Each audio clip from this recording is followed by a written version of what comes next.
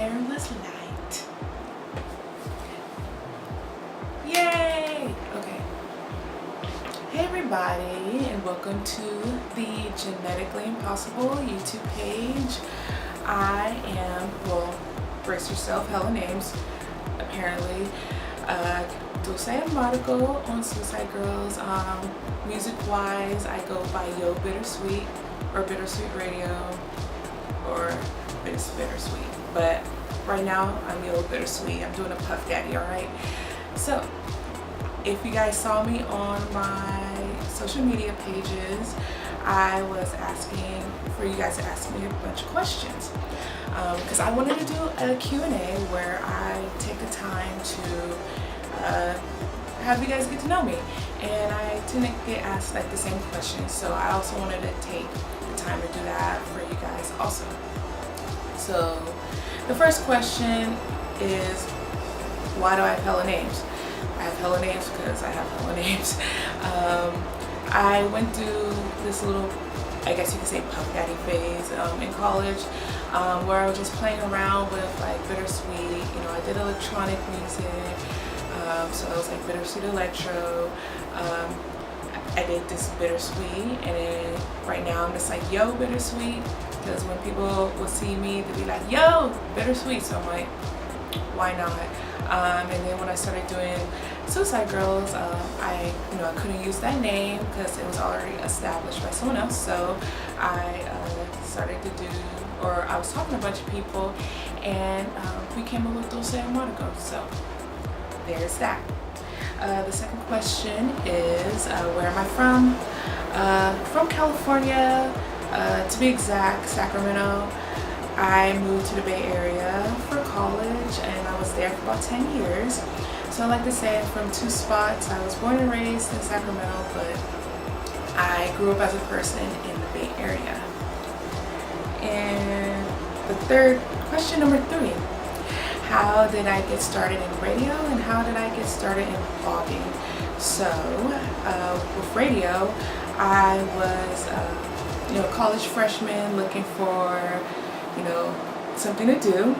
I was looking for an opportunity to meet new people, make new friends, since I was like new to the city, didn't know anybody.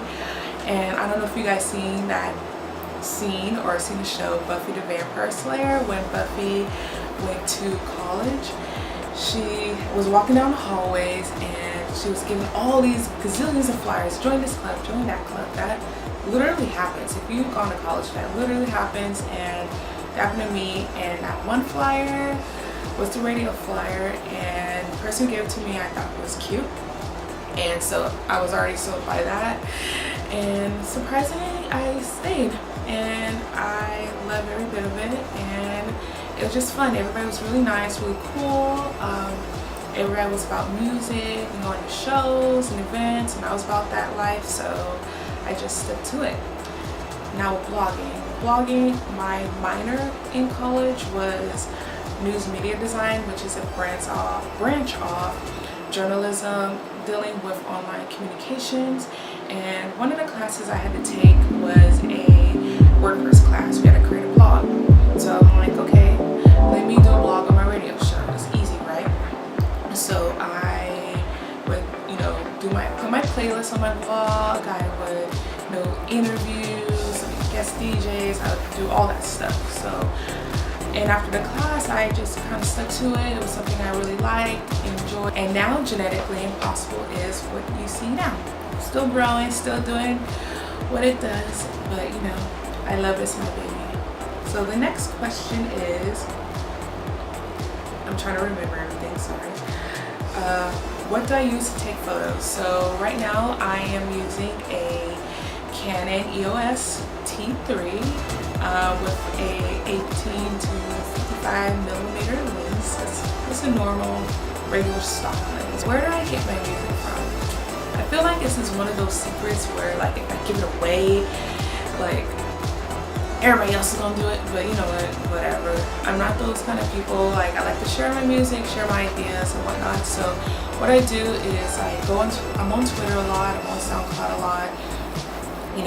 SoundCloud has a great Explore section, it really, what it does is it sees the repetition of music that you like and who you follow, and they always give you like a top 8 artists that you may like.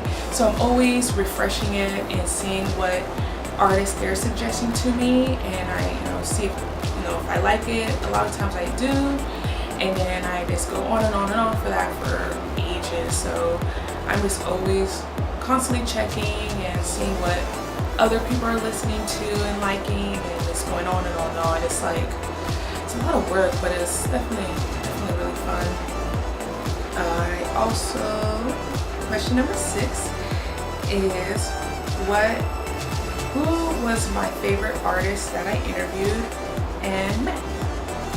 So, oh man, there's so many artists. So as far as artists and band, my favorite band that I've interviewed so far was The Crooks. They're like an indie rock band from Sheffield.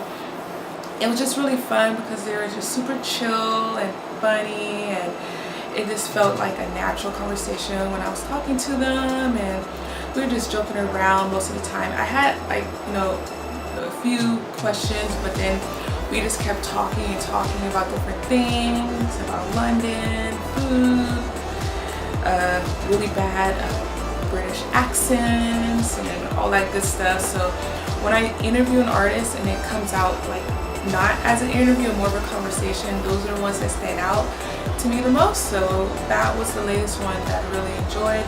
And as far as like listening to, my favorite is I love Action Bronson. I really love Chance the Rapper and Vic Mensa. I know that's 3, but it's really hard choosing one. So what is the oxymoron? Originally, the oxymoron was a hip-hop show that I had at my college radio station I was at. It's like one of my favorite words. I just love like doing opposites of things. I liked how the music I chose is like, wait, those mesh well together? So that's why I came up with the oxymoron.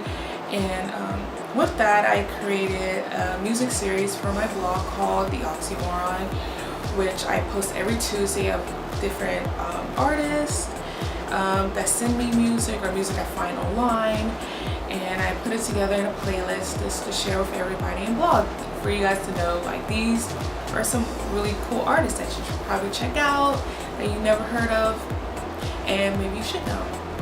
Why did I want to do Suicide Girls? So, you guys ever have like those moments with your friends where you're like, I want to do something, but I don't want to do it by myself. I'll do it if you do it. So I